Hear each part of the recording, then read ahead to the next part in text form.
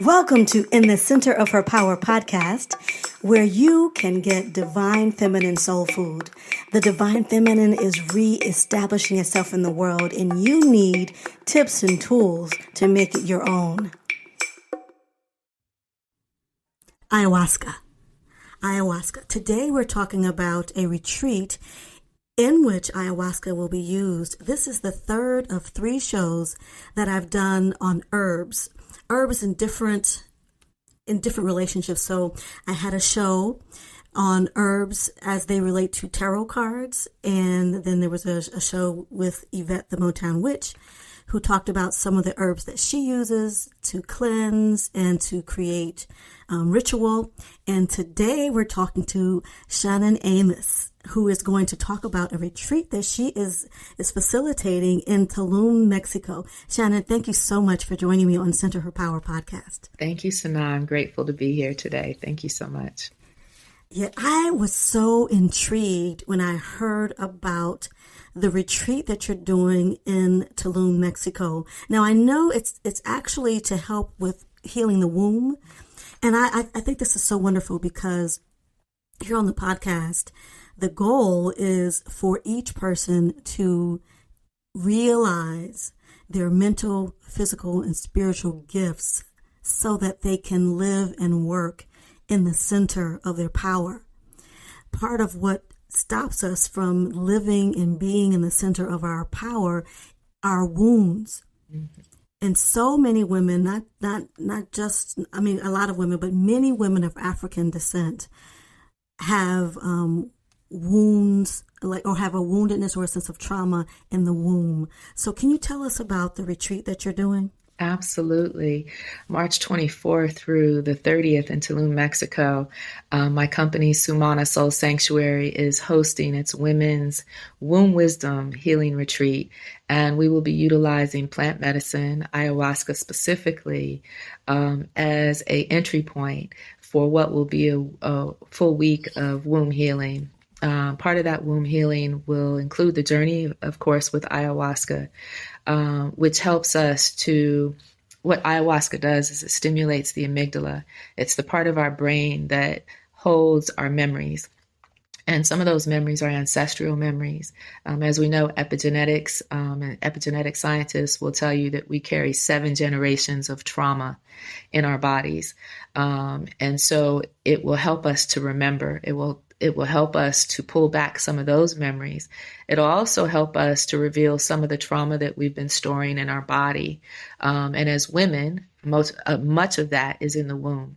I think oftentimes we don't even realize that the womb has its own system. And just like our brain has a network, our womb has a network. And we store, especially as women of color, our trauma, our experiences, and our suffering oftentimes in our womb. And so our intention here will be to do a lot of work, yoni steaming. We're going to be working with herbs. We're going to be discussing womb wellness. Whether you're walking with or without a womb, the womb is our connection from our past, our present, and the future, because we are the bringers and the carriers of life. And our connectedness to the past is all through the womb. So that's what we'll be doing in Mexico. Oh, that just sounds wonderful. And it's just so necessary because often, I know you mentioned that, there are so many layers. We have layers and layers of things. Sometimes we don't even realize what the shadow is until we've peeled back 4 or 5 layers, and then we can finally get to the root cause of what's happening. I know, and I haven't heard as much about it recently, but there was a time when it seemed as if African-American women had, it was like an epidemic of fibroid tumors. Mm-hmm. Yes. And is that something that you think, and I'm sure you'll probably address that in the retreat? Yes, absolutely. I think fibroids are symptomatic of our diet, of our stress, and of our womb trauma. I mean, many of us as women have dealt with either sexual trauma, microaggressions, and even if we haven't necessarily dealt with sexual trauma, our ancestors have, and we're carrying, this on a generational level in our bodies. And so it is no surprise to me that we see more issues around the womb in our culture, as well as the patriarchal, white-oriented society that we live in. The first response is, let's take it out. Let's remove the womb. Let's take the womb out. The womb is intelligent. As women, we hold that intelligence in the womb. And so during this, the retreat, what we're doing with ayahuasca is going to take us into some of our shadow work. And, where we're going to get a different perspective on those memories and start to be able to heal some of those memories. The thing is that ayahuasca is not necessarily a cure. It is a tool, like meditation is a tool and yoga is a tool.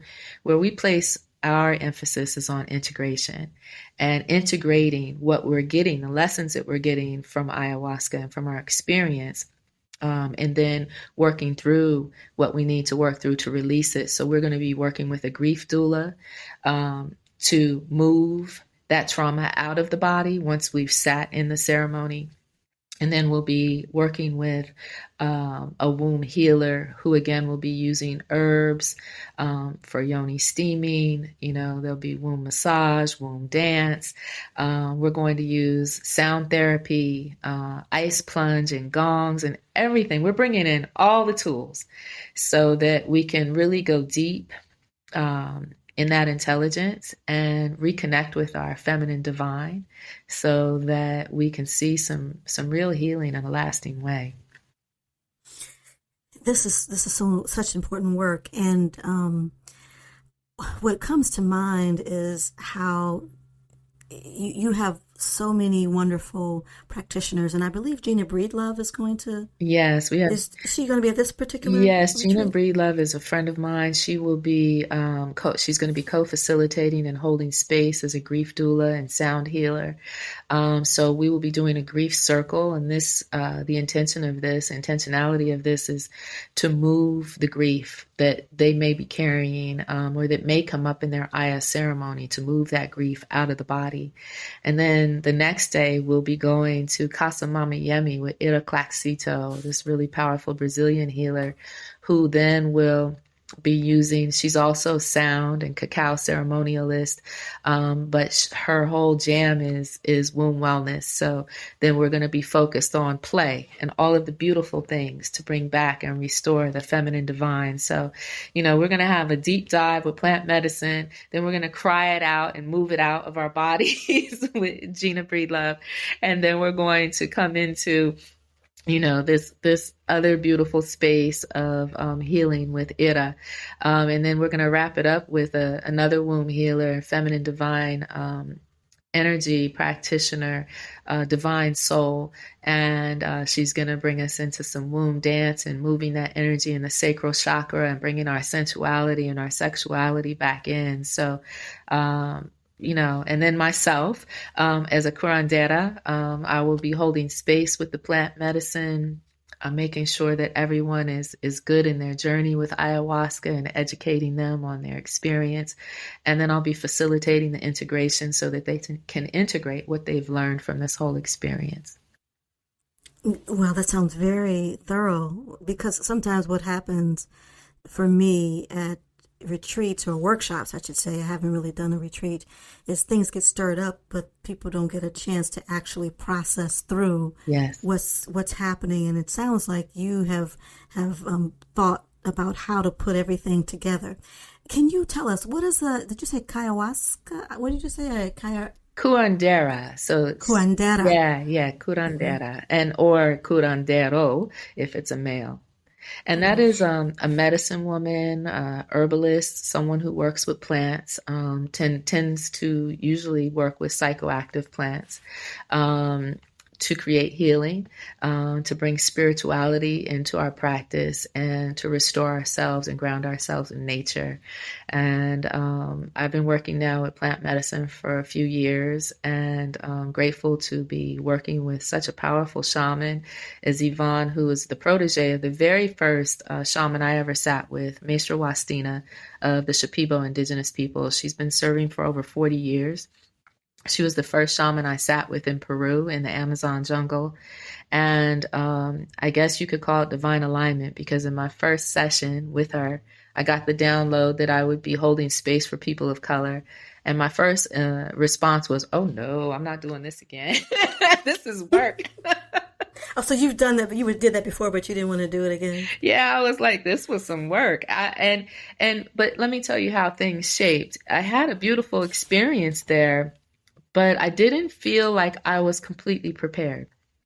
I didn't feel like I got the hand holding that we're doing now in with Sumana Soul Sanctuary. And not to take anything away from my experience there, because it was beautiful, it was powerful, and it was magical. I was in the Amazon in Peru, and it was at a beautiful, lovely center, Arcana Spiritual Center, where I first sat.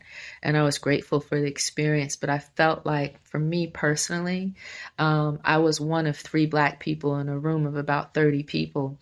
And what I wanted to see, and the vision I had that evening, was that we would be sitting with a group of people of color. And I know Black folks, and I know as a Black woman that, there's a lot of stigma attached to psychoactive medicines. We see them as drugs, and we've been conditioned and colonized into believing that these are drugs. And, in the US, ayahuasca is a Schedule I drug. But if we look at the history of ayahuasca, the roots go back to our people. The roots go back to Black and brown and indigenous people, and we've been using these thousands of years, as far back as the Incas, for healing. And so as we are moving in this paradigm back to healing naturally, this is the intentionality, is to restore our well-being the way that our ancestors did. What draws you to the Amazon and to Peru? I was really interested in Central America, and when I decided I was going to travel, the first trip I took was to Guatemala. I wanted to go to Peru. However, there was civil unrest in Peru. So what draws you there? What is it that draws you there? When I got to Peru, I found there's just amazing portals like Machu Picchu, where, the thousands of years ago, these people built this incredible structure in the mountains, to connect. And they built it as high as they did because they wanted to be as close to the moon and to the sun as possible. And how the intelligence of those people were able to use the powers of nature for healing. And as an avid traveler, I found myself in places where I just find a deep spiritual connection. Africa, Mexico with the Mayan ruins, and Peru with Machu Picchu and Sacred Valley. There are just these different points in the world where you just feel a different energy. And for me, I feel that energy in any natural environment, in nature. But there, I don't know, I just felt called, and I went, and I had an amazing experience. The jungle was overwhelming. And as a naturalist, as somebody who loves the environment, it was a bit overwhelming. I felt like I was on another planet. The sounds at night were like a cacophony of sounds. I felt like every sound I've ever heard in our industrial world, I heard in nature. There were animals that sounded like horns and alarm clocks and cars and engines. And it was mind-blowing. I had no idea that this even existed, but yet it was so cathartic once I adjusted to my environment. And I think that the more we can get back to the natural world, the healthier we'll be as a people. Yeah, I definitely agree with that. I'm an environmentalist and environmental educator, and I love nature, and I'm very much connected to the earth, and feel that part of my work is in helping others to connect, me connecting, and then helping others to connect. So when I was working with children in the city, I wanted them to get to a place where they felt at home in nature. And so I was working with a group of 4th graders, and when we first started, the 4th graders were walking, and I remember one girl saying, "Ugh, I don't like outside." And, and then by the end of the school year, after taking them out, over and over again and teaching them about observation and giving them things to touch and hold and do outside, at the end of the semester, and we were also working with getting along and team building, and the kids were just outside playing. One boy was squatting with his root chakra to the grass and drawing. And then there was another group who decided they wanted to climb a tree. And so they worked together to lift each other up. And the same girl who said, I hate outside was one of the main ones she was actually the one that they lifted up to get into the tree. Wow. So yeah, it's so really being connected to the earth is so important. And it's important really as I'm learning more about what I'm here to share right now. And I'll be sharing more about that another time, but nature is so important. How did you connect with nature when you were living in LA? Because you were in production, right? And you come from a family where, an entertainment family. You're the daughter of, John Amos. So how did you connect to nature in the city? I'm really grateful. My mom, always loved nature, my mom and dad. And even though my dad was on Good Times and all these shows, and you guys got to see that side of him, you didn't get to see the side of him that rode horses and loved camping and being outdoors. Both of my parents were like that. I grew up on a ranch in the valley. So we had horses, dogs, cats, chickens, ducks, goats, everything. And yes, James Evans on a horse. That is so cool. Yeah, and so when I ended up in the entertainment industry myself, my weekends and my time off was often spent doing things like that, hiking the trails up in the mountains, even if it was just going to the hills of Runyon Canyon, going up to Malibu and hiking, or doing the stairs in Malibu, or just going to the beach. For me, I need to be near a body of water and be outdoors. I remember camping as a kid up in Northern California and going into the redwoods, and I just love nature, and I find it so cathartic, and just relieves the stress right away. It really does. I actually live near water. I live in Michigan, which is a state that is full of water, and I live walking distance from the Detroit River and Lake St. Clair. So that's actually a special place for me spiritually, something I realized in the last 2 years since the pandemic. I'm a city girl, so I was raised in the city. So somebody who likes to spend time in nature, it became kind of a, like, what? You want to do what? Yeah. But really, when I think about it, my mother, who was raised in the South, she was a cotton picker. And when she came north, her whole orientation to being outside and nature and connecting to nature really instilled a sense of connectedness to the earth, because she fed the birds and she, we had a dog, and then we had some cats that lived outside, and the trees, the plants and everything. The doors were always open all summer. Doors and windows were all open all summer. And no one would believe that, having grown up in Detroit. I think people assume that it's a war-torn area. But really, when I was growing up, in the summertime, we left all the doors open. All the doors and windows were open. And so we, as my brothers and I, would just come and go during the day. Go outside and play, come in and get something to drink or whatever, and go back outside, and the doors were just open. So there is that sense of connectedness to nature. And I'm so glad that you're talking about it, because I'm also a part of a couple of groups that are really helping Black people to get outdoors. That's also something that sometimes people feel uncomfortable. I mean, it's interesting. I think as people of color, I know as a Black woman, we often feel that if we don't see anyone who looks like us, that it may not be the safest place for us. Yes. And even though I've gone to workshops and, where I've been maybe the only Black person, I still really want to do this spiritual work with people in my community. I feel called to work specifically with people in the Black community. That's that's who I feel called to work with. Not that others might not benefit from what I'm saying or doing. I just think that having an understanding of our culture and how we were raised and things that we're working with, it becomes really important. And I want to ask you this.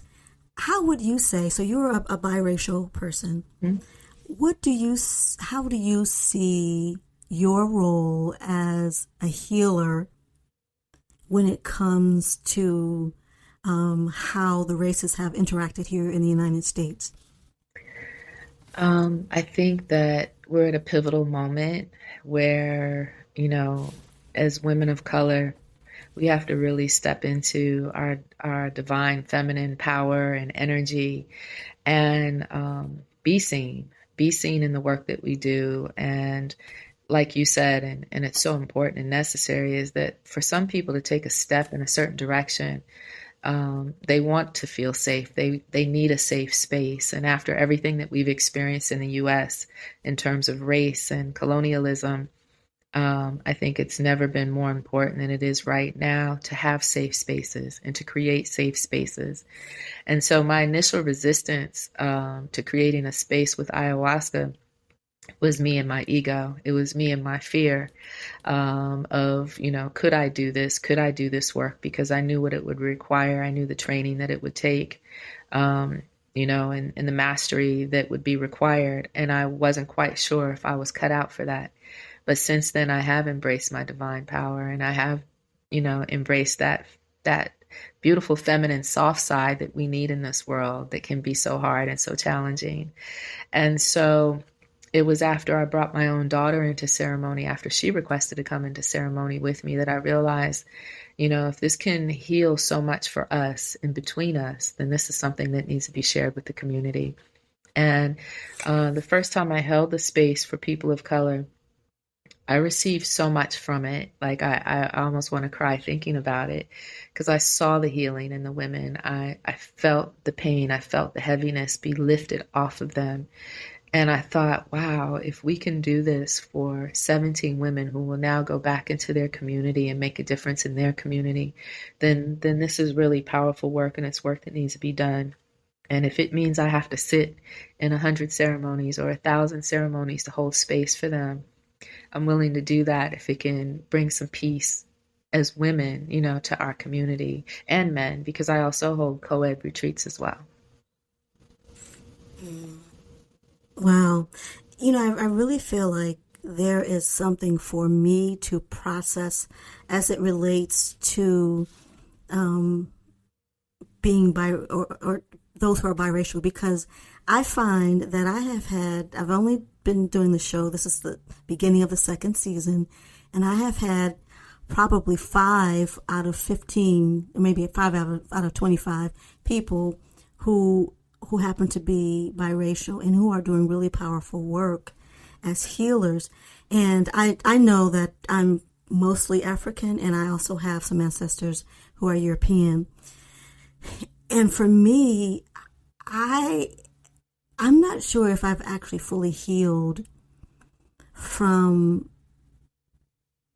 what is probably the reality of my ancestors who are from the British Isles, because I can go back 4 generations at least.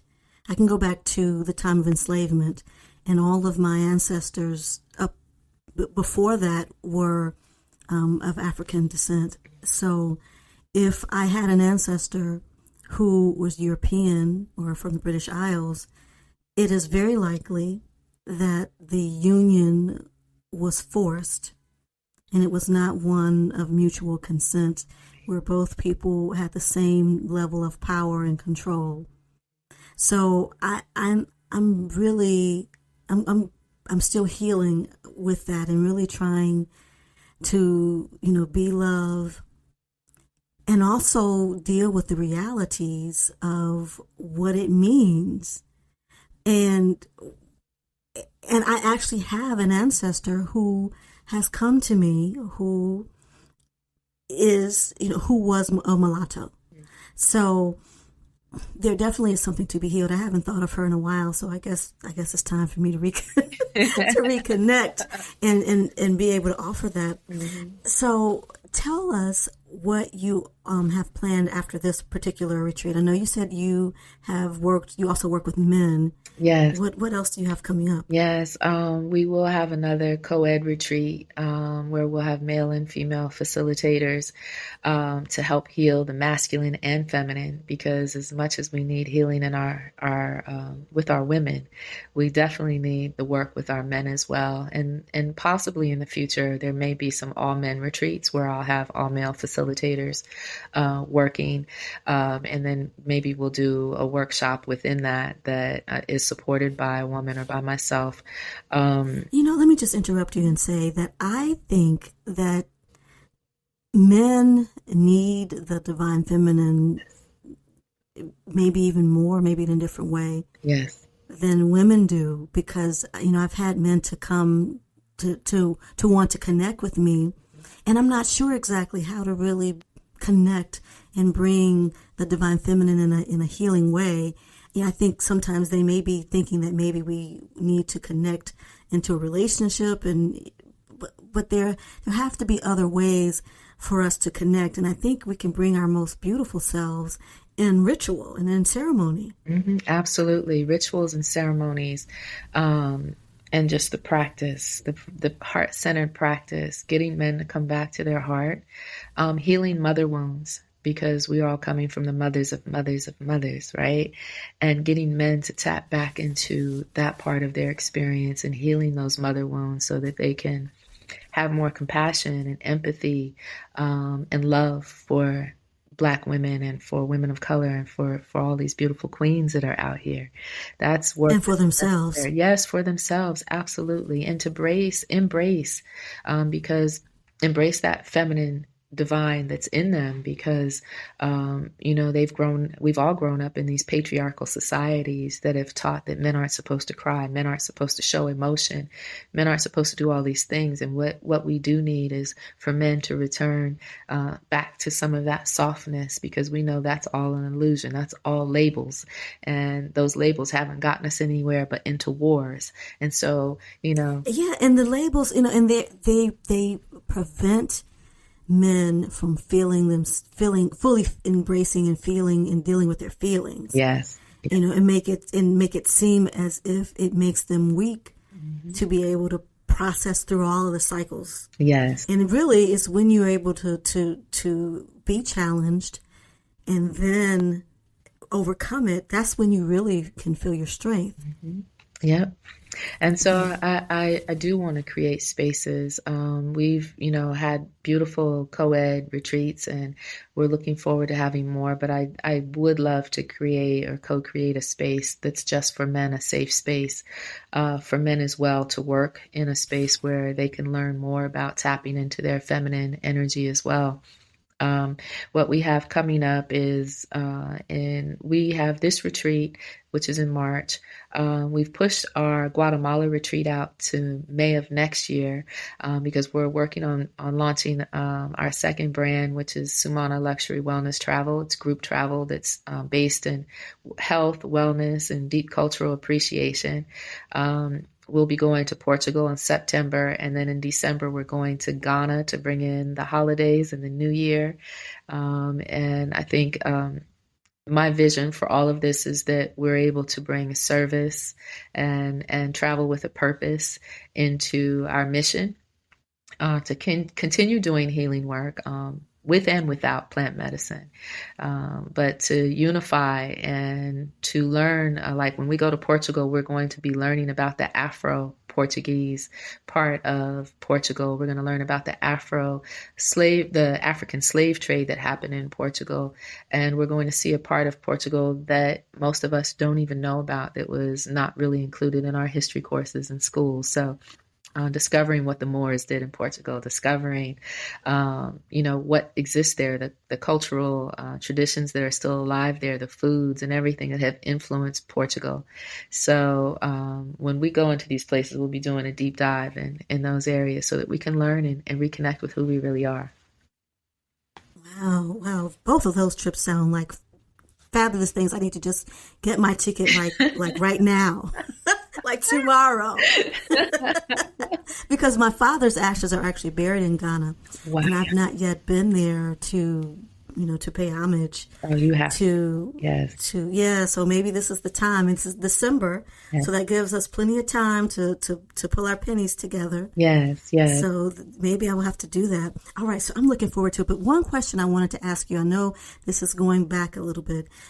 What was it when you were feeling uncertain about leading ceremony, particularly leading it with plant medicine through ayahuasca? What was it that happened that pushed you over the edge and make you feel as if you could move forward and do it? I think for me, it was sitting in that shadow work. It is work for a reason. It's facing your shadow self. It's facing your fears. It's, reflecting upon all of the things that we've done in our own lives, things and decisions and choices that have hurt other people, who've disappointed other people, and coming back into first, before a place of loving myself, of just self-acceptance, because I think sometimes we skip that. We're in this sort of time where everything is self-love, self-love, self-love. But how do you get to self-love if you haven't gotten to self-acceptance? And so I had to move through all of those layers for myself before I could hold space for other people. And once I got into that space of heart-centeredness, of self-forgiveness and self-acceptance, I was able to move into a place of self-love. And now I can hold space for other folks.